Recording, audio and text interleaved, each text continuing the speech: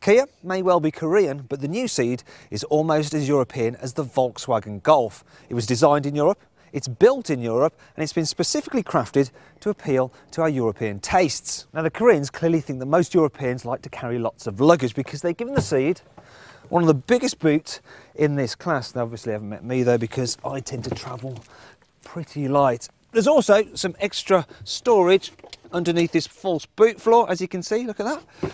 And when you fold down the rear seats, which split 60-40, as you can see, you get a completely flat low bay, which helps boost practicality further.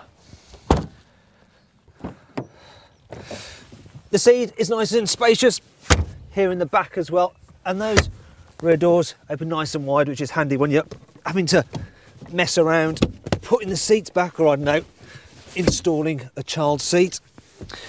So then, space. Now, as you can see, I've got lots of knee room, headroom's good as well, because you've got almost a completely flat floor here. It's not too bad if you get the middle seat, and there's also decent sized cubby in the door bin, look. But what really stands out is the interior design, which is far more European than Kias of old. This Kia does feel like a quality product, you know. It's got soft touch materials here on the dash and on the top of the door, and this makes it feel a little bit posh inside. Equipment, as ever with the Kia, is generous. All cars get USB for the stereo, you've got air conditioning, you've got 6 airbags and ESP anti-skid control. You can even select it with gadgets such as a lane departure warning system, voice-activated sat-nav, and a park assist system which will effectively parallel park the car for you. You don't have to do anything apart from operate the clutch and the brakes. It does the steering for you. Now, this car hasn't got it, as I'm reminded by the fact it's got these blank switches, which kind of makes me feel a little bit poor. As for stowage, well, there's lots of cubbies in this car. Now, I know people think I've got an unhealthy obsession with water bottles, but that's not true at all. And if you think that, don't come running to me in the event of a drought. I'm just trying to show off this car's stowage spaces, of which there are absolutely loads. There's even one down here.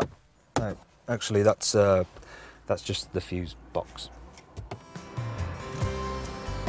Underneath the skin, the Ceed is almost identical to the Hyundai i30, and seeing as that car has already been voted our Car of the Year for 2012, this Kia is off to a pretty good start. However, it does have a couple of features which make it even easier to drive in town, such as these little quarter lights here and a larger back window, so visibility is improved. Kia have also given it adjustable steering, so you can alter the sensitivity, and when you put it into comfort mode, like I just have, you can actually steer it, look,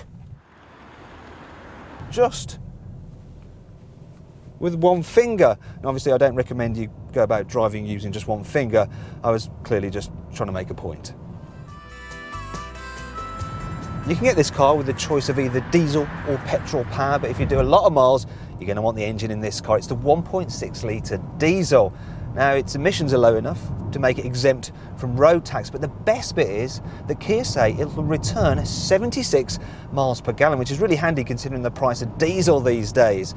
And overall, this car is a great long-distance cruiser. The seats, they're nice and comfy. The driving position is almost infinitely variable, and the cabin, the interior, it stays nice and quiet even at speed. And I like the fact that the window ledge and the door rest, they're just at the perfect height for you to get settled in for a long stint behind the wheel.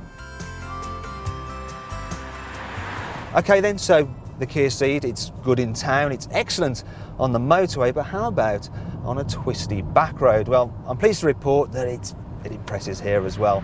The suspension does a good job of dealing with bumps in the road, and the body control is excellent. It goes around corners very well. The steering puts the car exactly where you want it to go, and there's loads of grip.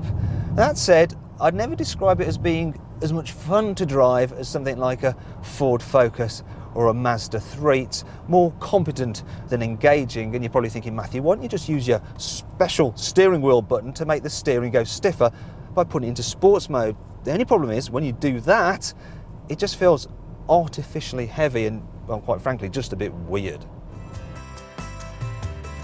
Another thing worth noting is that Kias used to be a lot cheaper than their European rivals, but really now the difference is probably only about 5%.